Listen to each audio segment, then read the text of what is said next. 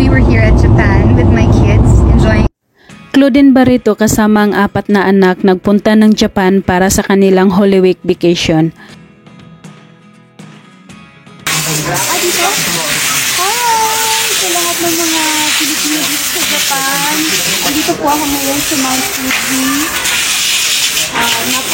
Pina-experience ni Claudine sa mga anak niya ang makita at maranasan maglaro sa snow.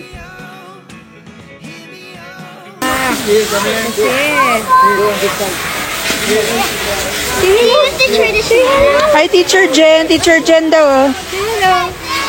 Sa kanilang pamamasyal doon, di maiwasang may mga kapwa Pinoy din ang kanilang makakasalamuha at magpapapicture sa kanya.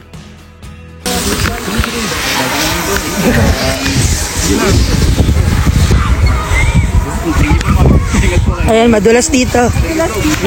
Nakipaglaro si Claudine sa kanyang mga anak sa pamamagitan ng paghagis ng mga snow sa mga anak nito.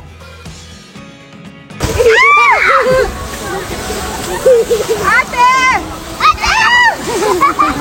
Ano ba, ito kayo sa taas? Diba, iniwan na yung bag? Niyaya naman ni Claudine sa gitna ang anak niyang si Santino para makipaglaro sa mga kapatid nito, na makikitang super tangkad na nito at binata na.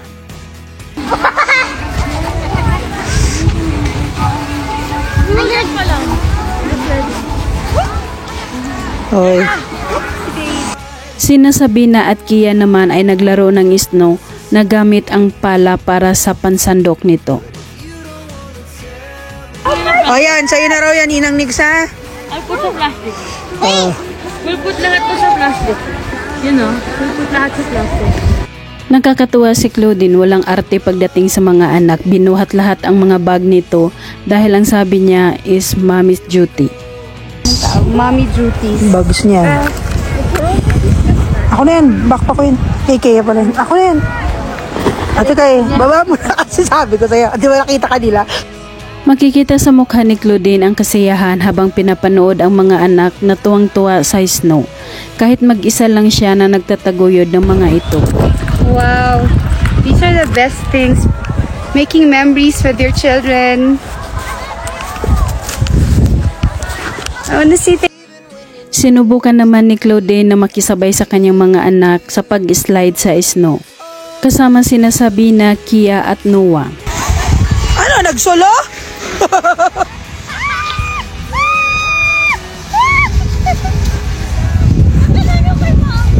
Ano ba yan? Lumiliko ka dyan, agad dyan ka. Sa pag-uwi nila ng Pinas, dumalo at naghandog ng isang awitin si Claudine Barreto para sa birthday celebrant na si Derek Gabi.